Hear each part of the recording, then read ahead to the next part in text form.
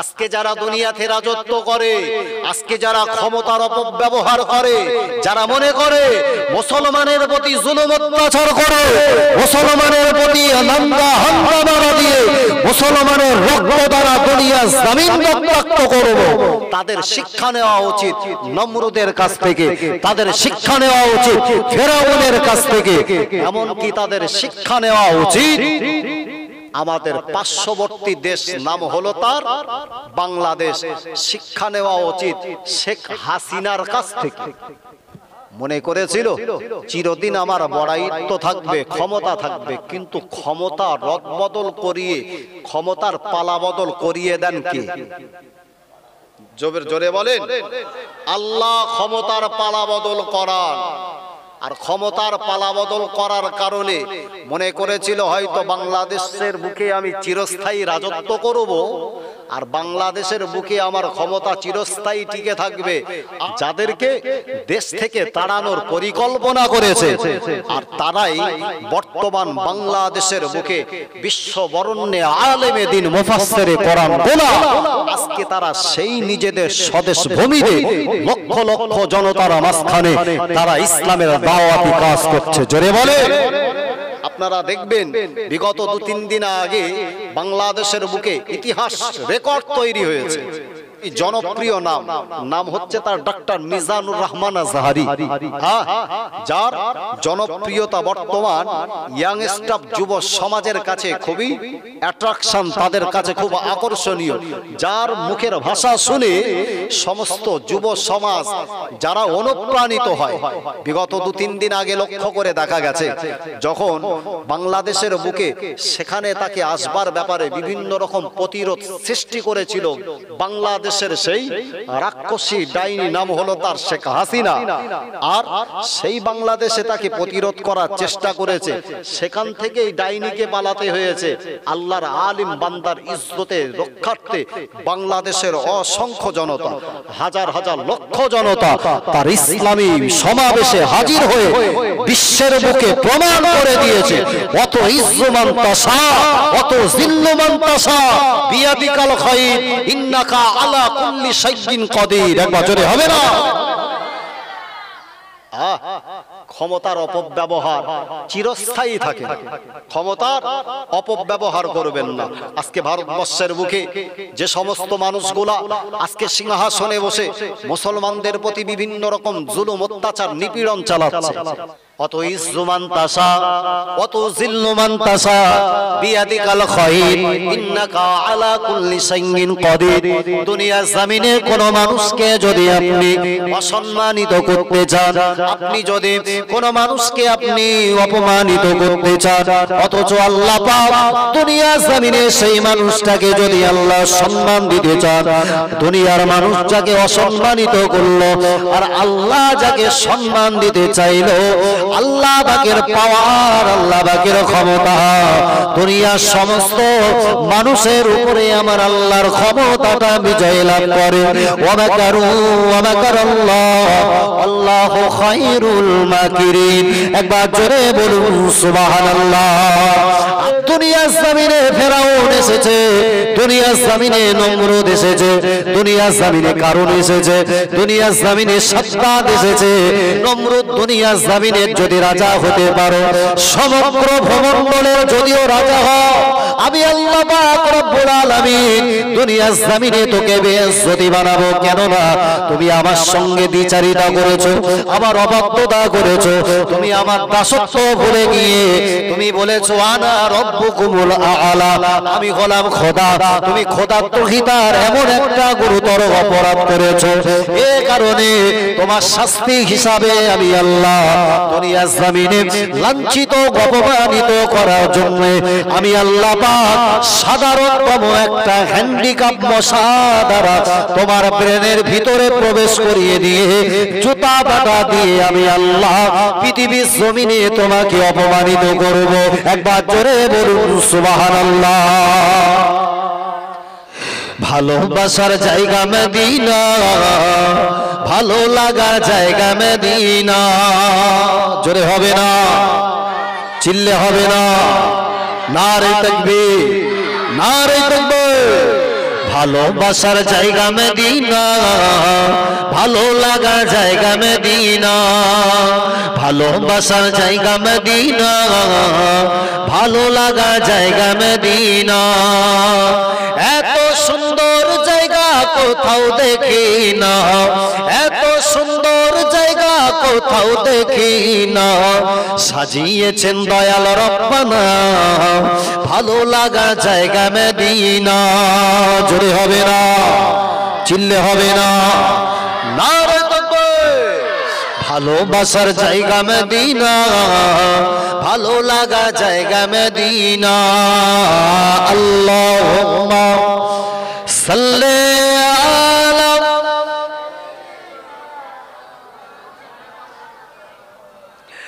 ওয়ালা আলি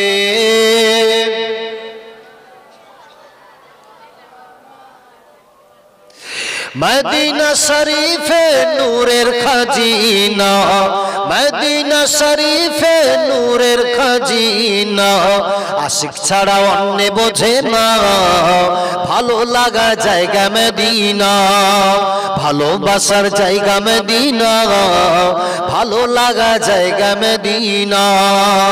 যতই দরুদ পড়ি তৃপ্তি মেটে না, যতই দরুদ পড়ি তৃপ্তি মেটে না, সুন্নাতেও শান্তি থাকে না ভালো লাগার জায়গা মদিনা, ভালোবাসার জায়গা মদিনা, ভালো লাগা জায়গা মদিনা।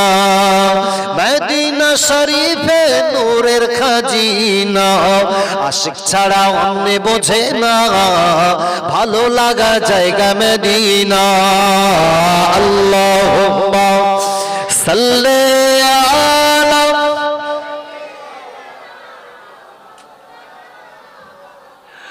ওয়ালা আলি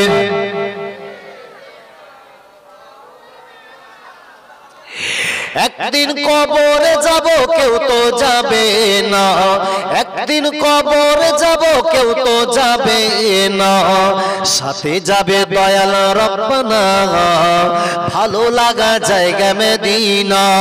জোরে হবে না, চিল্লে হবে না, নারে তাকবীর। একদিন কবরে যাব কেউ তো যাবে না, একদিন কবরে যাব কেউ তো যাবে না, সাথে যাবে শাহে মদিনা ভালো লাগা জায়গা মদিনা, ভালোবাসার জায়গা মদিনা, ভালো লাগা জায়গা মদিনা। আল্লাহুম্মা সাল্লি আলা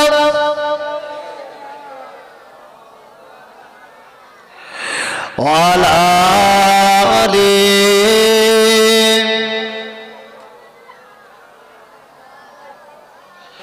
দুনিয়া জমিনে মারিয়ামকে আল্লাহ কত ভালোবাসতেন। তিনি একজন মা, আর আমাদের বাড়ির মা আছে হযরত মারিয়ামকে আল্লাহ পাক এতটা পছন্দ করতেন, যার কারণে মরিয়ামের নামটাকে আল্লাহ দুনিয়া জমিনে স্মরণীয় করে রাখবার জন্য কোরআন পাকে আল্লাহ পাক হযরত মারিয়াম আলাইহিস সালামের নামে আল্লাহ একটা সূরা নাযিল করে সূরাতুল মারিয়াম দিয়েছে। ও জওয়ান যুবক সোনামণিকেরা, হযরতে মারিয়াম আলাইহিস সালাম দুনিয়া জমিনে তখনো ভূমিষ্ঠ হয় না। কোন মারিয়ামের কথা বলছিলাম? আল্লাহ নবী হযরতে নবী ঈসা আলাইহিস সালামের মা, নাম হলো তার মারিয়াম। তিনি কেমন মা ছিলেন?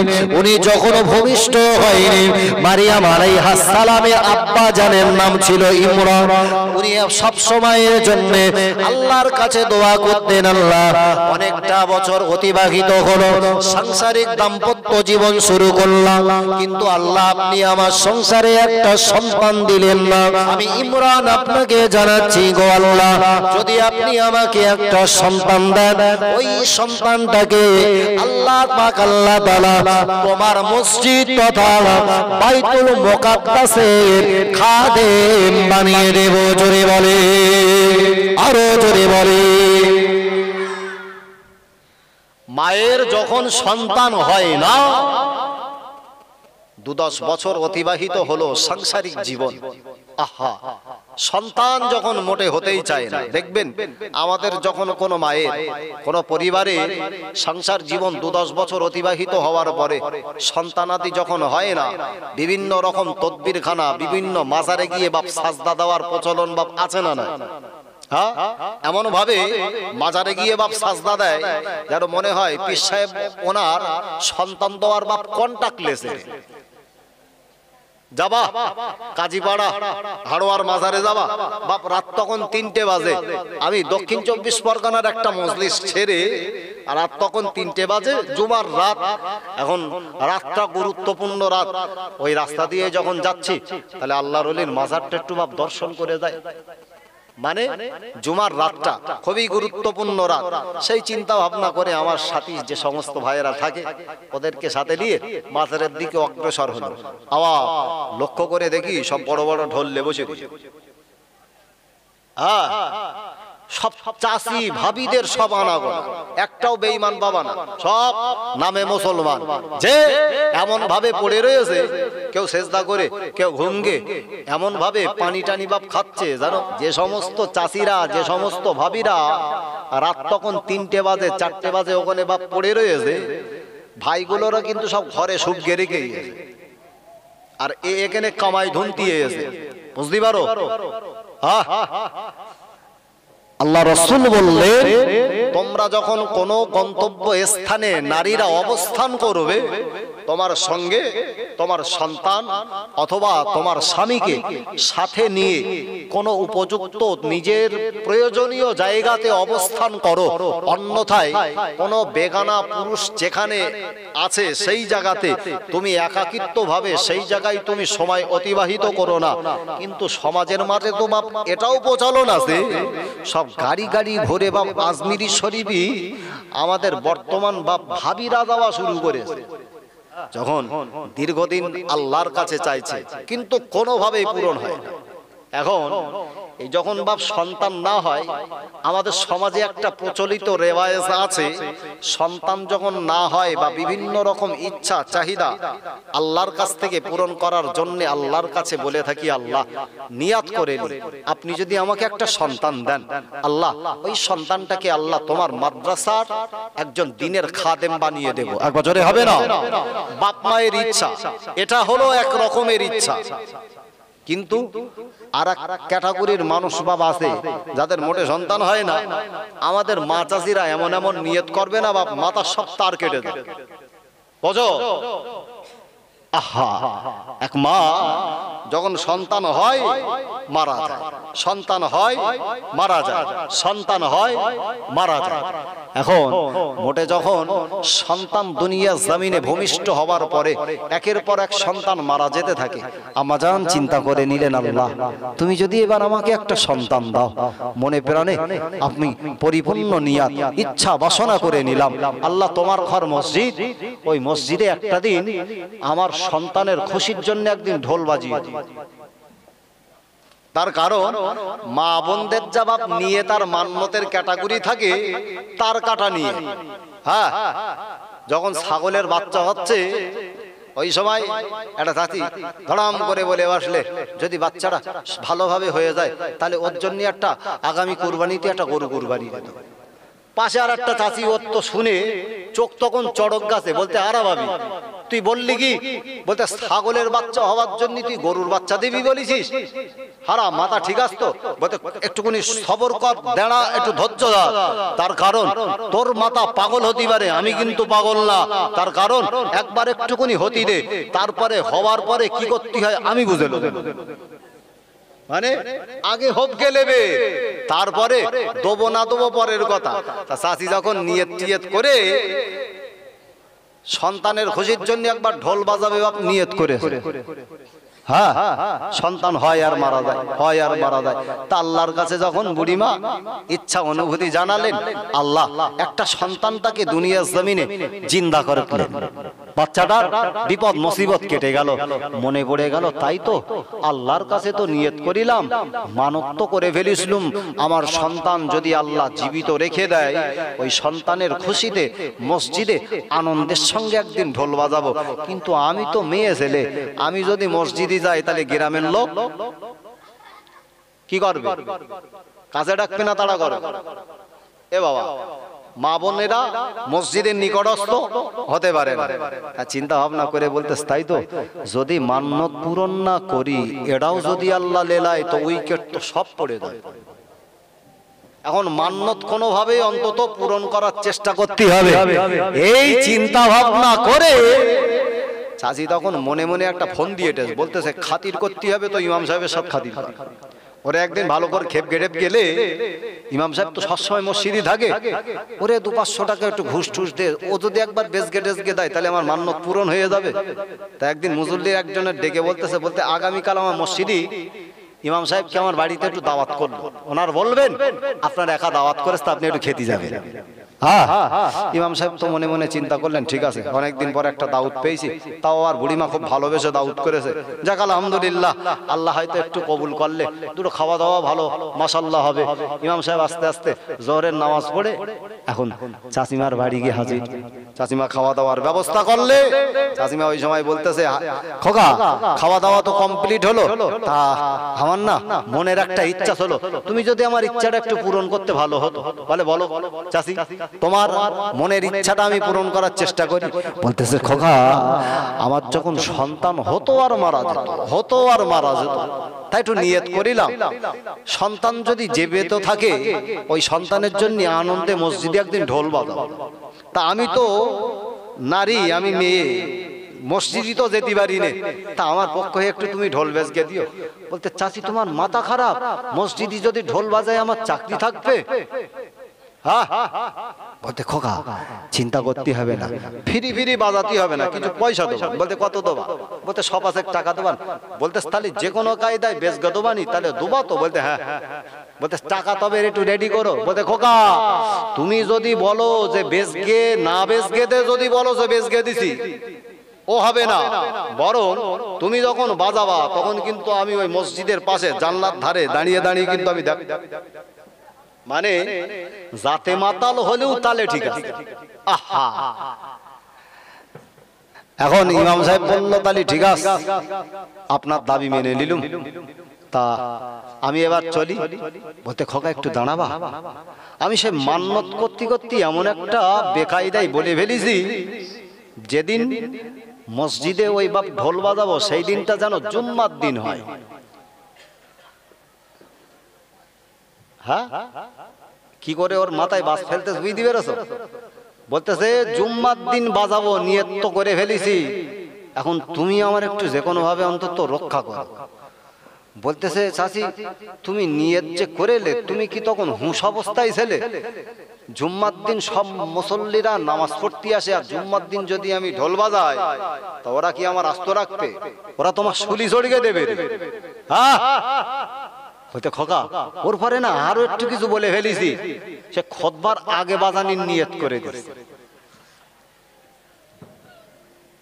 চাচি যখন কথা শুনতেছে এর অন্তরে তখন খাবি খাচ্ছে।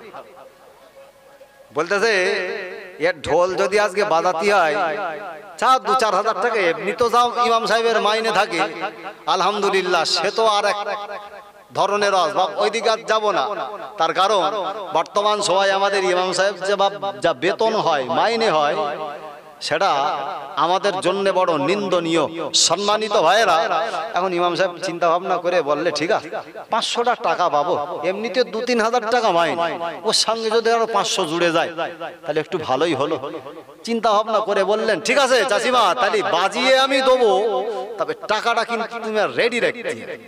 আহা, এখন জুমার বাংলা খুতবা প্রত্যেকটা মসজিদে বা ভয় কি হয় বাংলা বক্তব্য শুরু হয়েছে।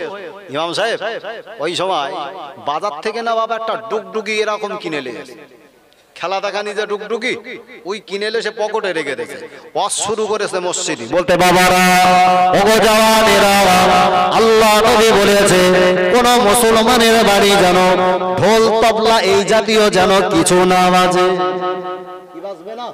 ঢোল তবলা বাজানো আল্লাহ পাক আল্লাহ তাআলা আমাদের জন্য হারাম করেছে, বিশ্বনবী নিষেধ করেছে।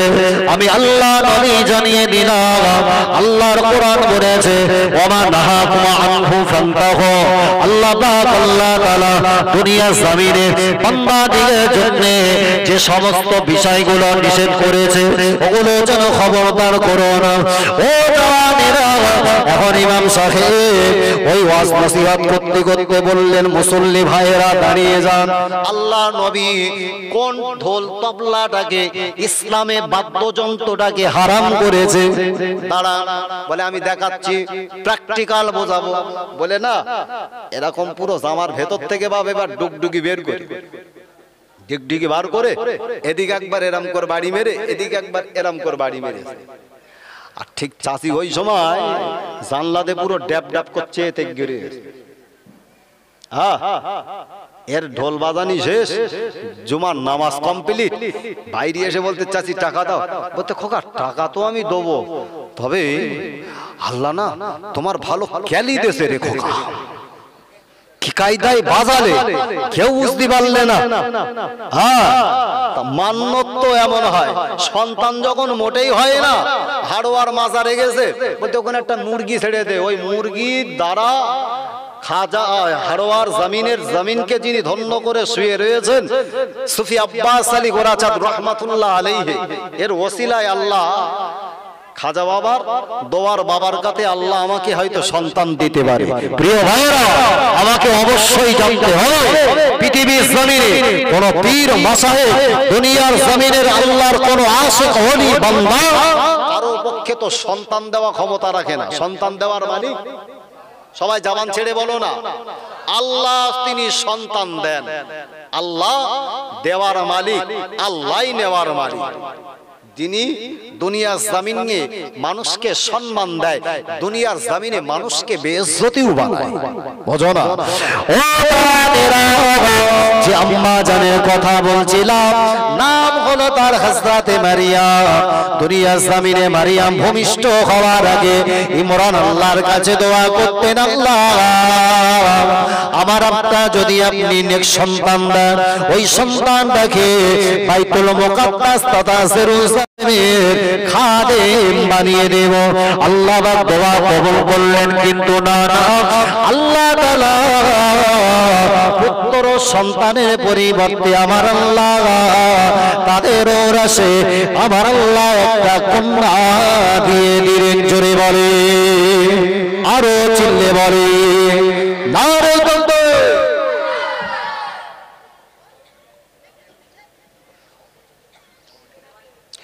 দরুদ শরীফ আল্লাহুম্মা সাল্লি আলা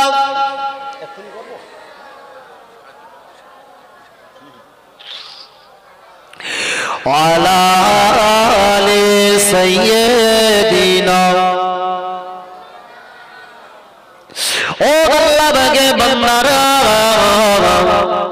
যখন আল্লাহর কাছে ইমরান নিয়াত করেছিলেন, ওই নিয়াতটা পূরণ করতে হবে, কিন্তু আল্লাহ পুত্র সন্তান না দিয়ে আল্লাহ তাদের ওরাসে আল্লাহ কন্যা সন্তান দিলেন।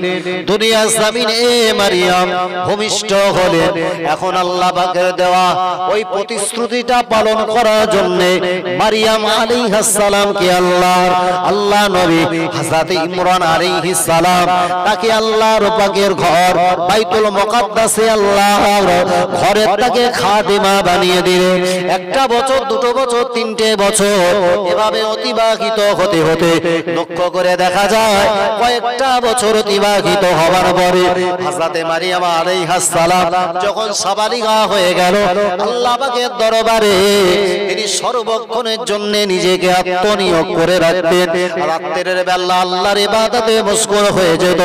লক্ষ্য করে দেখা যায় মারিয়াম আলাইহিস সালাম একদিন একাকিত্বে জেরুজালেমের ভিতরে অবস্থানরত।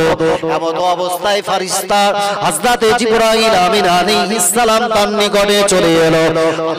আল্লাহ পাকের বান্দী হযরত মারিয়াম আলাইহিস সালামকে এসে সালাম দিলেন। কথোপকথন হলো।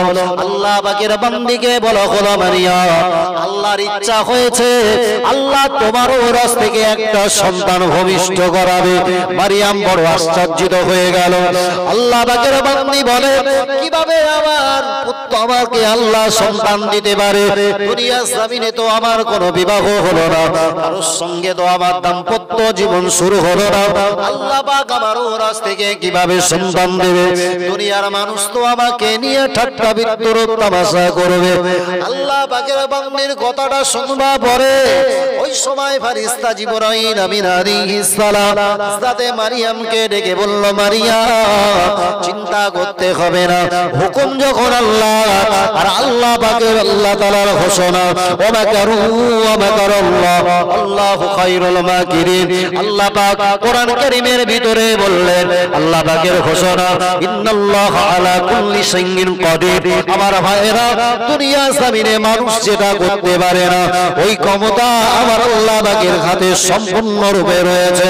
আল্লাহ পাকের বান্দী হযরত মারিয়াম আলাইহিস সালামকে বললেন, মারিয়াম, চিন্তা করতে লাগবে না।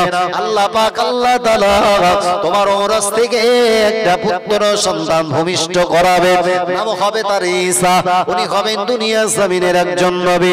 আল্লাহ পাকের বান্দী যখন তিনি আল্লাহ পাকের ঘর বাইতুল মুকাদ্দাসে অবস্থানরত, এমন তো অবস্থায় তার রেহেমের ভিতরে ফুঁক দেওয়া হলো। আল্লাহ পাক ওই তারা আল্লাহ তাআলা তার ওরসে একটা সন্তান দিলেন। ওই সন্তানটা যখন আস্তে আস্তে মায়ের ওরসে বড় হতে লাগে, একটা মাস, দুটো মাস, তিনটে মাস, চারটে মাস অতিবাহিত হয়ে গেল। আপনি স্বাভাবিক লক্ষ্য করে দেখবেন যে সমস্ত মায়েরা সন্তান সম্ভব হয়, ওই মায়েদের দেহের এবং পেটের বিভিন্ন রকম পরিবর্তন দেখা যায়।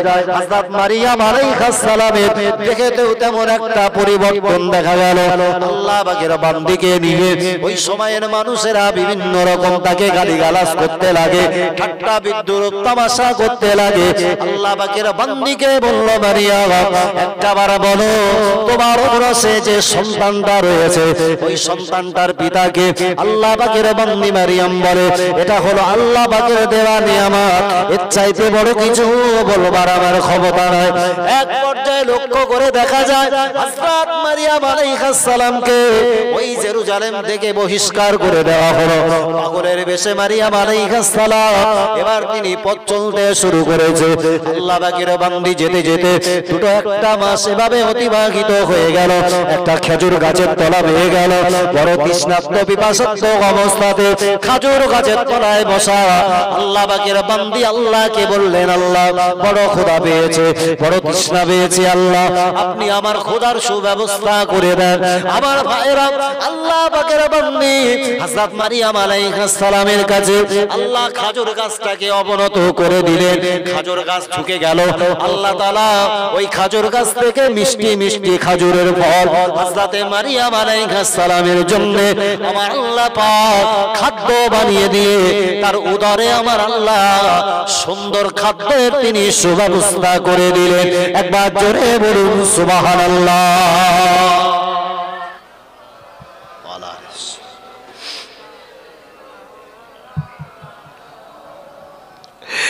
ও শহরি মোহাম্মদ जहाँ मुस्तफा है वही घर बनाने को दिल चाहता है।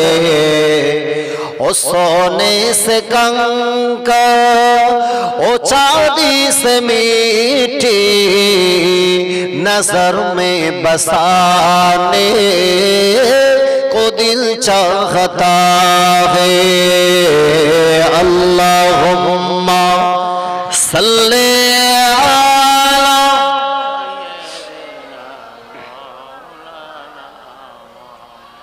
वाला आलि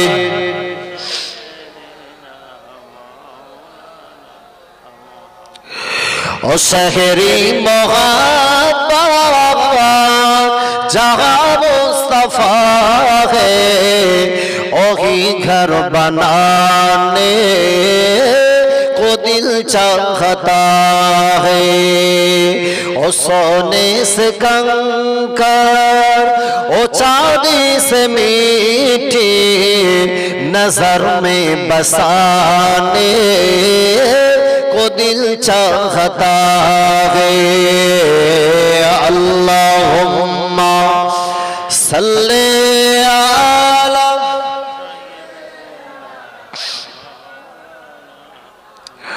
अला आली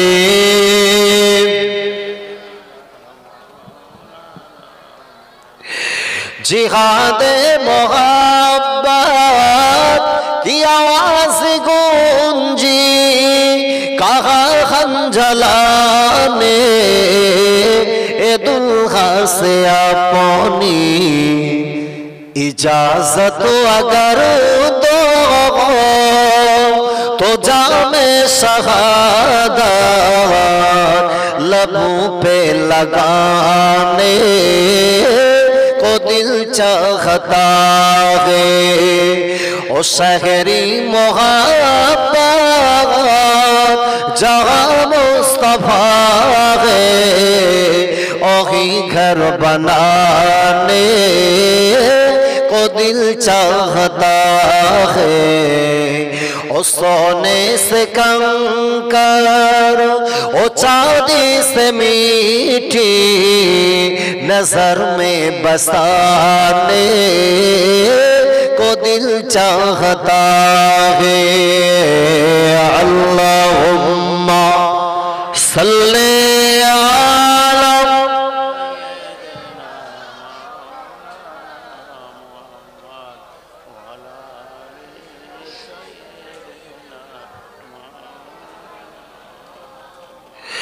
सितारों से ये चाँद कहता है हर दम, तुम ही क्या बताओ ओ टुकड़ा काला, इशारे में आता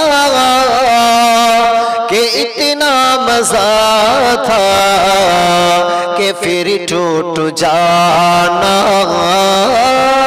को जी चाहता है।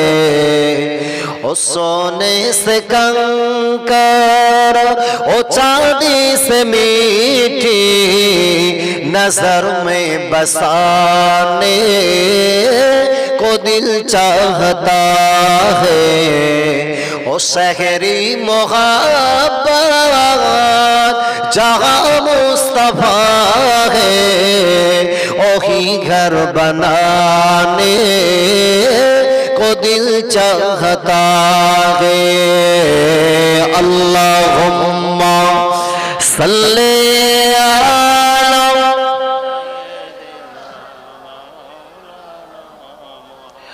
अला